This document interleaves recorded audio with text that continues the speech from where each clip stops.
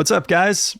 We got one more game to wrap up week one. Monday Night Football, Vikings versus Bears. I'm excited to get into it. There's, single game slates. There's only so much you can do with Prizepicks and Underdog and stuff. But just from a fantasy football standpoint, I'm excited to see what J.J. McCarthy looks like. With Kevin McConnell, who's made every quarterback look good. And, based off the college hype, like J.J., people are arguing that he's like the best quarterback that McConnell's had with his tenure with the Vikings. So he is the quarterback whisperer. He makes everybody look good. So I'm excited to see how that pans out. And then also Ben Johnson with the Bears. It's going to be fun to watch and see how quickly he can get that offense clicking. But let's talk about yesterday. So Brian Thomas Jr., he still got the volume, 7 targets, only 1 reception. I think his connection with Trevor Lawrence needs to be nurtured just a little bit. And then also Travis Hunter came out hot, I think he led the team in targets. So as a fantasy owner of BTJ, that makes me a little nervous, but it's just one game. And so I think, they still got BTJ that rushing touchdown. So I know that Liam Cohen is gonna still utilize BTJ quite a bit, but it just wasn't there. The opportunities were there, but he couldn't make the connection with Trevor to get the yards we were looking for. Trey McBride, we hit the targets. I was really high on his receptions as well.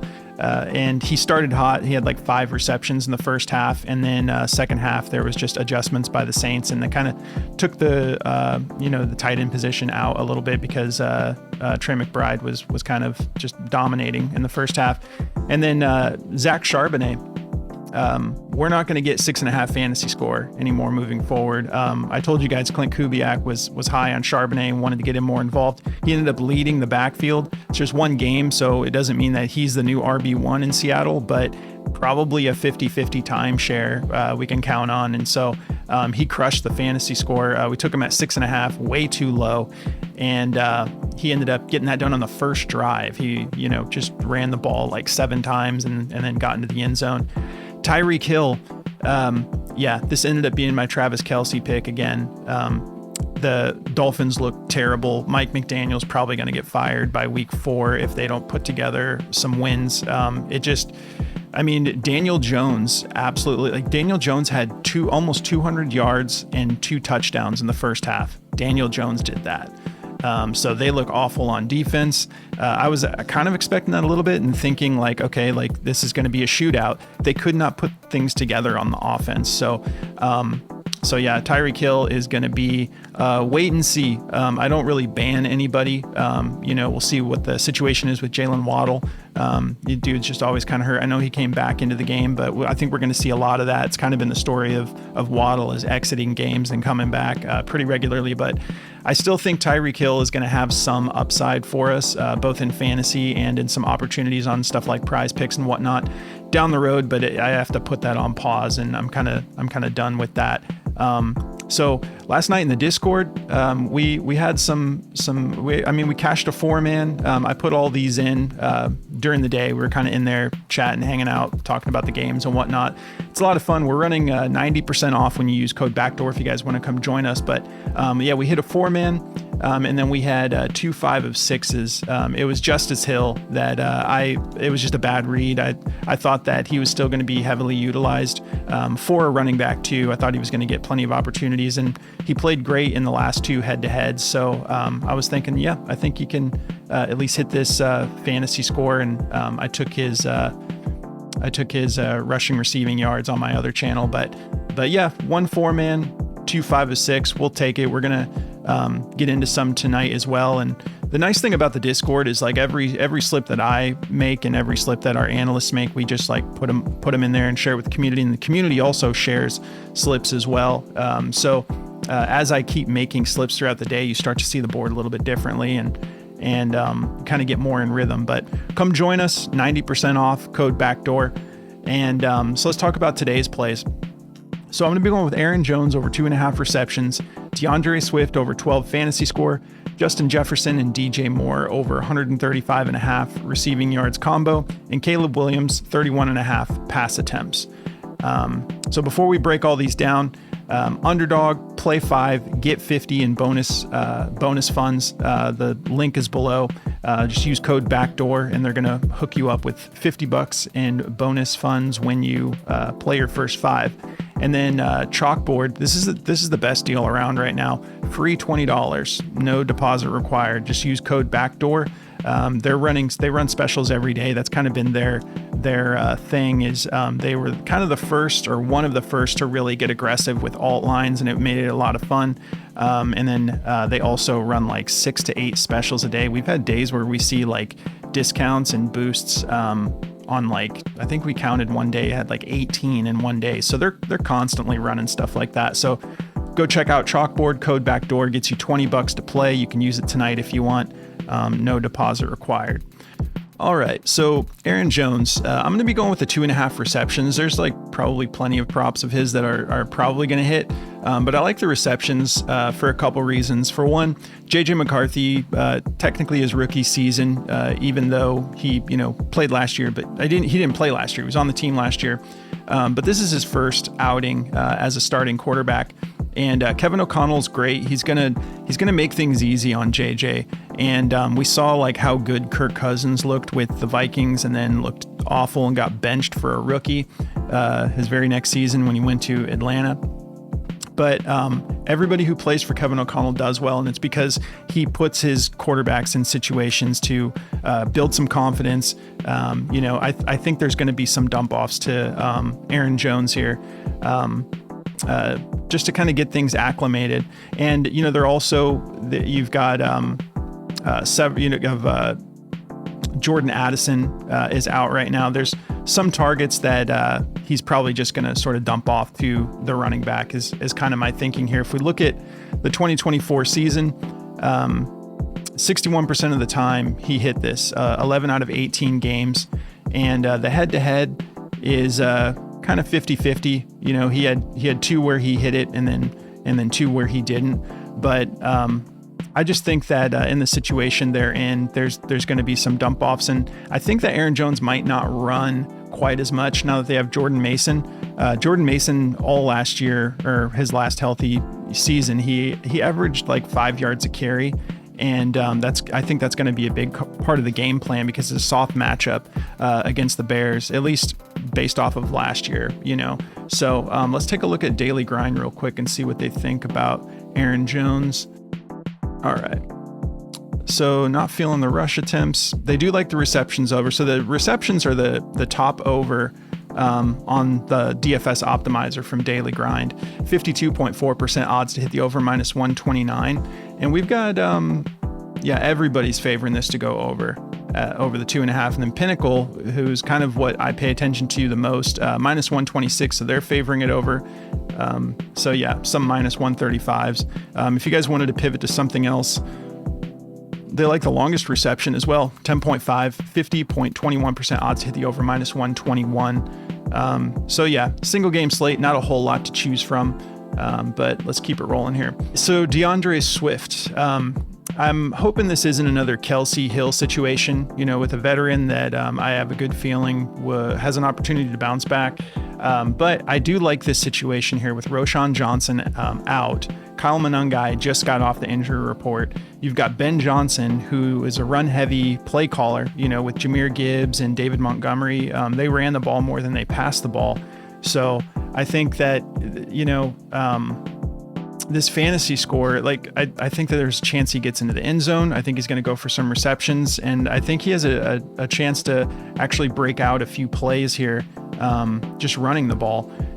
So maybe as Caleb Williams is getting more acclimated to Ben Johnson's approach, he'll have a few dump offs as well. But I just think that really the main driver for me is Roschon being out, who was going to be the goal line back, at least according to reports. They said they liked him in short yardage and goal line looks. Kyle Monangai will probably get some of that as well, but I think 12 in full PPR is just a number that I think that he can eclipse tonight.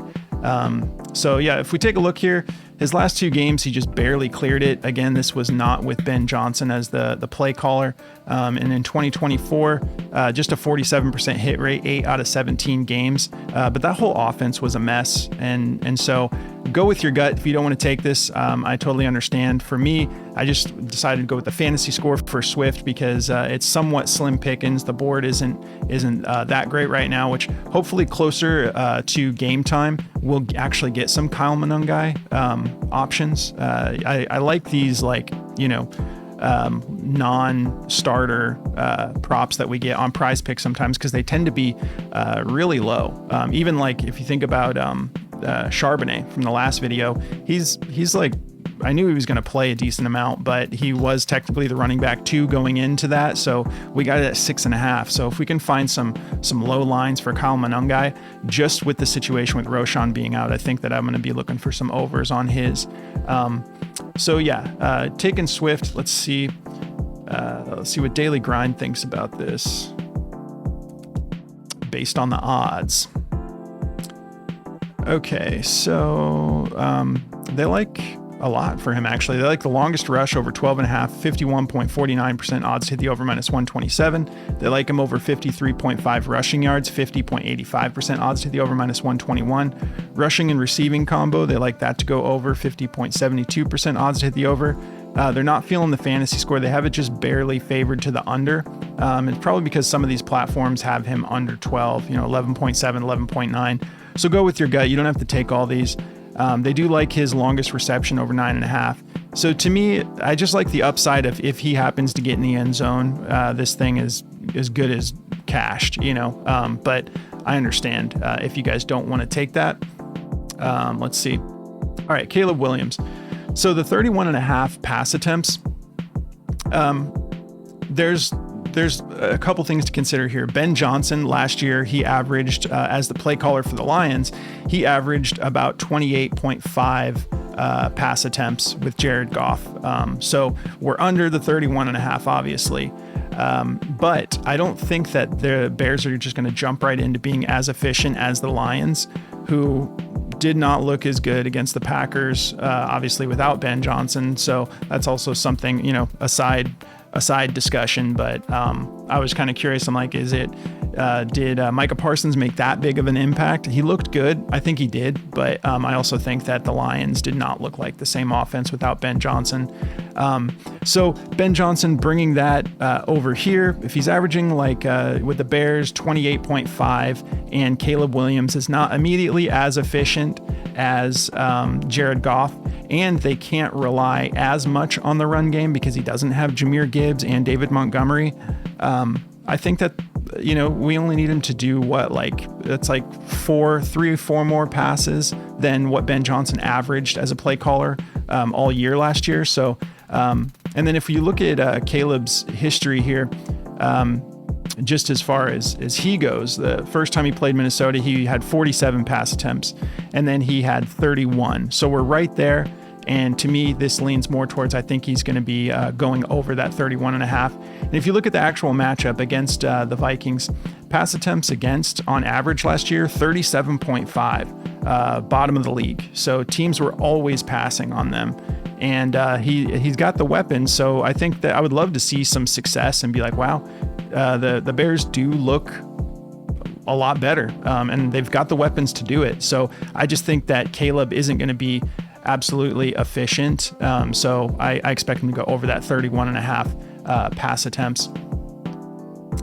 So let's check Daily Grind, and then we'll get into this combo.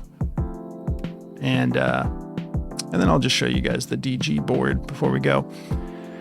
All right, they like his longest rush, over 10.5, 51.91% odds to hit the over, -129. Pass attempts right there, number 2. They like that over, 51.62% odds to hit the over. Pinnacle has it as a -131. So Pinnacle's got a lot of juice on this going over. Nice thing about it is like the stuff like attempts for passing and rushing, or like targets for receiving. It's kind of nice that you don't really need them to be successful. You just need the volume. So I feel good about this play. And let's start breaking down this combo here.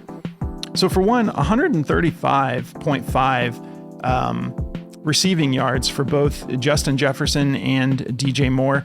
these guys are both the types of players that could do this alone. I'm not saying that they're going to, but Justin Jefferson's capable. DJ Moore, when he actually gets hot, he's capable. So I think 135, that's something that I would like to take a chance on here. If you look at the head-to-head, JJ, the first time, just 27. That was in a high-scoring game too, 30-27. He went for 27 yards, so not much, obviously. And then he went for 73 the next outing, and that was 12-30. So we know who JJ is. He's arguably, he's one of the best receivers. Him, Chase, and CeeDee Lamb are kind of the top 3 best in the league right now. And 135 is just something I'm willing to take a chance on. If we take a look at the 2024 season, he had 4 games with 132 or more. We know what he's capable of. That's what I'm going to be going with. I don't think the combo is going to be on here, but yeah, the Bears do have a good defense, so keep that in mind. But this is just a combo, so I'm feeling good about it. DJ Moore, very capable. Let's see how he did in the head-to-heads. So he had the first matchup, 106 yards, and then 46 yards. So kind of the opposite. He played great when JJ didn't, and then JJ had a better game when he didn't do as much. But if you actually look, like I said, against Minnesota, not only are they high in pass attempts, bottom of the league in pass attempts allowed, but teams tend to like to pass on them. They're ranked 29th overall in receiving yards against. And then to wide receivers, 31st. So wide receivers as a team average 183.2 yards a game against the Vikings. So I'm feeling good about this combo on a single slate like this.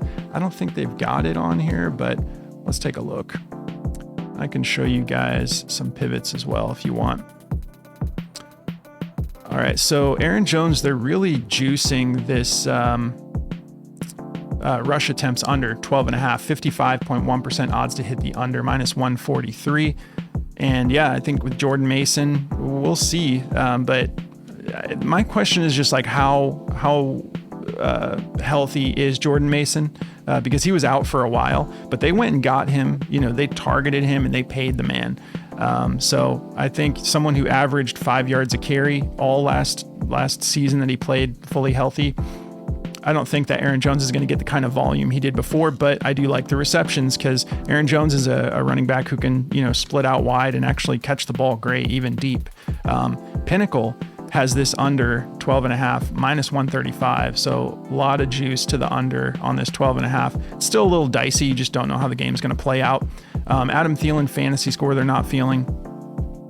Okay, so Adam Thielen's receptions got bumped down to 2.5. I almost took it for the video for 3 at 3. So 2.5, that does look good. 53.48% odds to hit the over. Minus 133. He has experience with Kevin O'Connell. He knows this system, and he's just this solid vet who is great for rookies.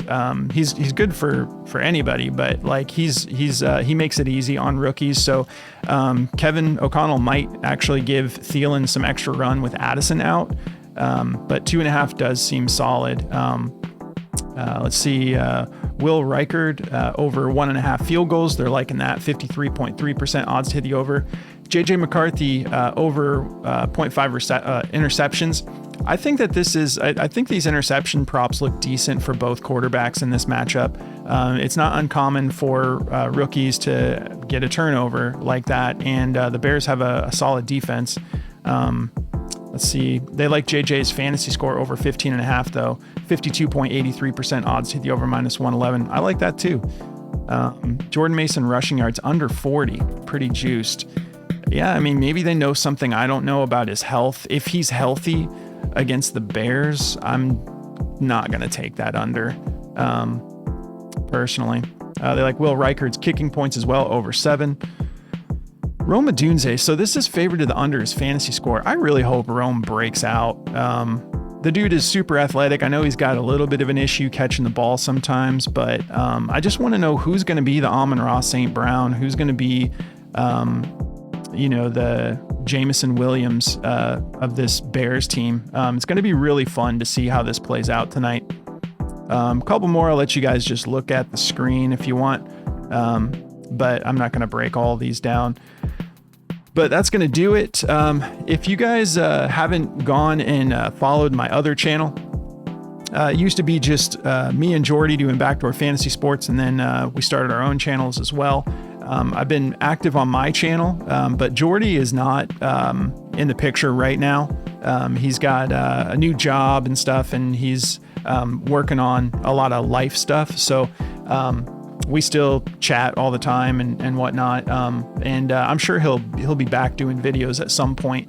But for now, this season, it's just me. So I'm kind of figuring out what kind of content I want to put on this channel, what kind of content I want to put on my solo channel. And so for my solo channel, I put together some demon plays for yesterday.